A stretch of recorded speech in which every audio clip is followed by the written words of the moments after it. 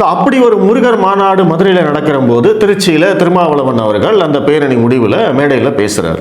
அவருடைய ஆதங்கம், அவருடைய பயம் எல்லாமே அந்த பேச்சில் வெளிப்பட்டிருக்கு. எதற்காக இங்கே முருகன் மாநாடு, முருக பக்தர்கள் உங்கள்கிட்ட வந்து கேட்டாங்களா அப்படின்னு வந்து ஏகப்பட்ட விஷயங்கள் பேசியிருக்காரு. அவர் என்ன பேசினாரு, அதற்கு நம்மளுடைய பதிலடி என்ன அப்படிங்கிறத நம்ம பார்ப்போம். திடீர்னு முருக பக்தன் என்ன கேட்டான்?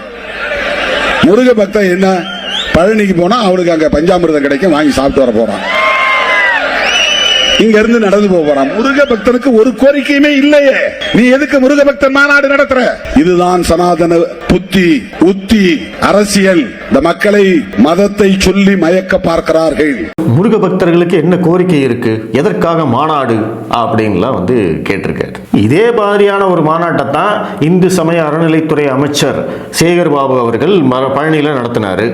அப்ப அவரை பார்த்து ஏன் இந்த கேள்வி கேட்கல? சார், எதுக்கு சார் நீங்க வந்து முருகனுக்கு மாநாடு நடத்துறீங்க, முருகன் வந்து உங்ககிட்ட வந்து ஏதாவது கோரிக்கை வச்சாரா அப்படின்னு அவர்கிட்ட மட்டும் ஏன் கேட்கல, ஏன் இங்க மட்டும் கேட்குறீங்க?